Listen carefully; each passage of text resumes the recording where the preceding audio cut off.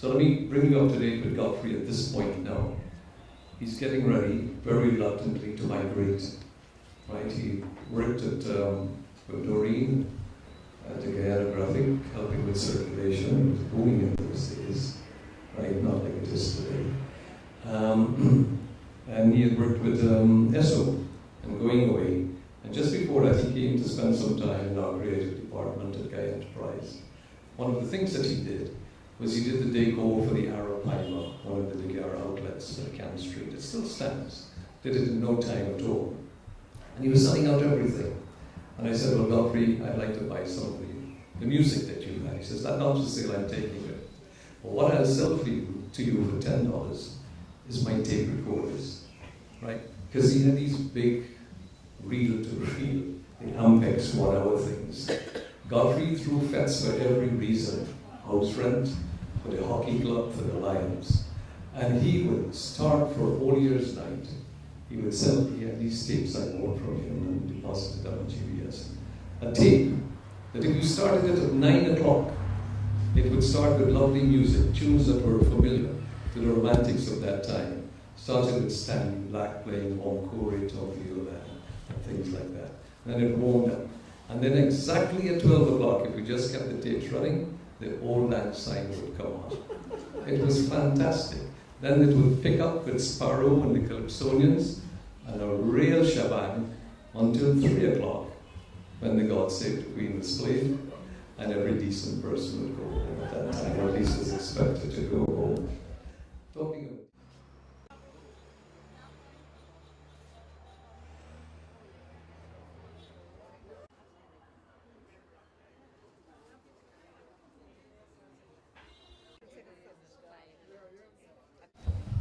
one thing I must say about Godfrey Chin and his work is that the value of the information, and sometimes you kind of wonder how he had all that detail that he could put down in the text. And the point is that the whole thing is very unpretentious, the way it is delivered. If there are first-person narratives, all of them first-person narratives, and putting across all of this valuable information and the accumulation of statistics, which is really amazing. Most recently I found it very helpful when I was researching matrimony, and a number of really startling things about the culture of the 40s and the 50s in the main. And when Godfrey grew up during the age of vaudeville in Guyana. And there was a really strong vaudeville age in Guyana coming out those years. And that is reflected sometimes in the style with which he tells these stories. He went up very much in my estimation at that time when I was doing that piece of research. And also very much in my admiration too when I discovered that he was a sportsman. He played hockey. He was a member of the Guyana national hockey team, and so on. I started playing hockey myself when Guyana was Caribbean champions in hockey. Right? Jamaica soon learned how to subdue them. But when I discovered that Godfrey Chin was a hockey player, playing hockey for Guyana, he really went up in my estimation apart from that. Now, talking about him growing up in the age of vaudeville, that is very much reflected in the style of delivery of the pieces that he has written. Michelle, the hockey is true, you know. There was a time, Joey might remember this, when the national Guyana hockey team was made up of all Chinese Guyanese. Bud Lee, Rolo Lee, Garrett Lee, several Chins and things like that. And they always won. Godfrey was nicknamed Animal. That's because he wouldn't let the ball pass him at all. He took it on his head or whichever part of his body, but stopped it from getting into the net. And he was legendary in that respect.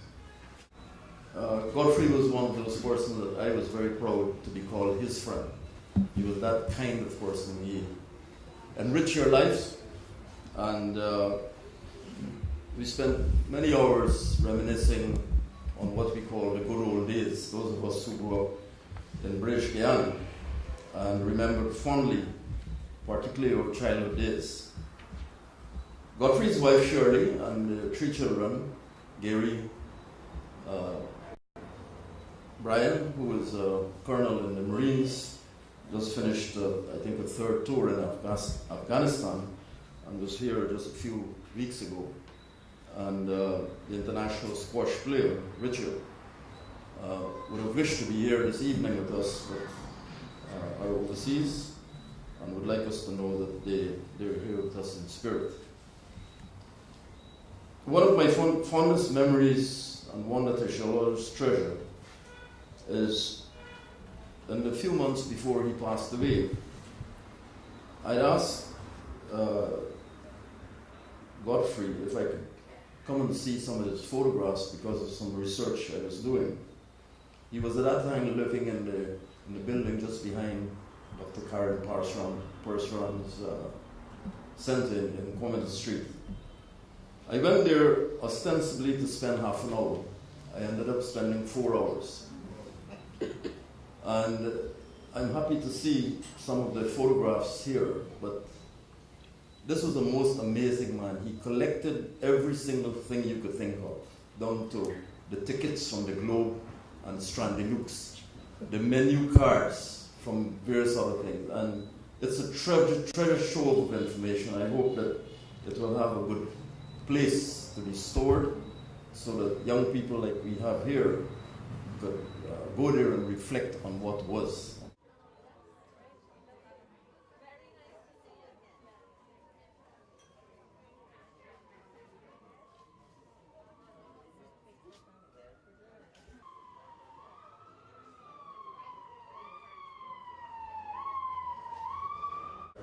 But I just thought, since I may not have this opportunity again, that I'd share one last memory with you with Godfrey Chin here, and particularly for the young people who are here, who we may be talking about, and they don't have a clue what Godfrey looks like. So when Godfrey came back, and we were looking for things that he wanted to do, we decided that since he knew all the films that were ever made, and every film that won an Oscar, we had nights of that. He would go from 1945 through, and not miss one of them. And we said, why don't we do Sunday night movies? We'll put it on, we'll get a sponsor, you can come and introduce it and that kind of thing, you'll get a small piece, and you'll be doing something, you'll be reaching that audience. And he agreed to that.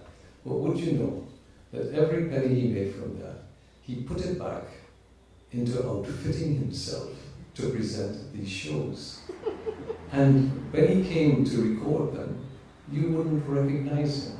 So I'm going to challenge them. I don't think you know the films, and I'll donate these to Moray House in the hope that they can things. I'll put them up and see if you can recognize what film.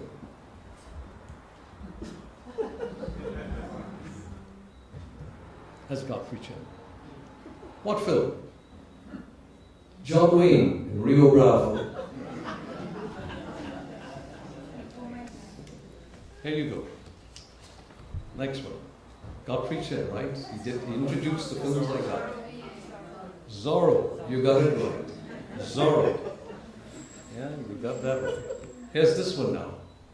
You wouldn't know this, but these were the 9 o'clock matinee shows. Drums of Fu Manchu. What about this one? Same guy. He did this Sunday night after Sunday night, you know. Don't know when he found the time. The Red Berets, right? When he did that like that. This one may stump you, but give it a thought. Look at him here. Look at this one here. Take a guess, Joe. Hitchcock, bearing in his films. And then the couple, there's several of these, but this one,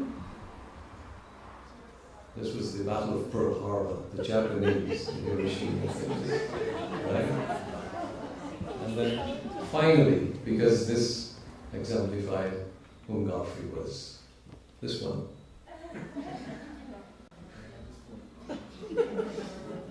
Canton class, right? Around the world in 80 days. When he was coming back, he sent this one-page advertisement of himself, what he was capable of doing, all kinds of things. A cook shop fly with outstanding experience, talent, skills, and knowledge of Guyana's culture, history, sports, and that kind of thing. Among the things he had, a silver level ballroom Latin dancer, a Guyanese music aficionado. But it's interesting just to read that. And then the bottom two lines have this, which I want to leave with you, because it spells out who he was, what he was in his years here. He said, have passport, will travel. No pets, no attachments, distractions, but dedicated know-how, pledging indefatigable effort. And that was Godfrey Chin.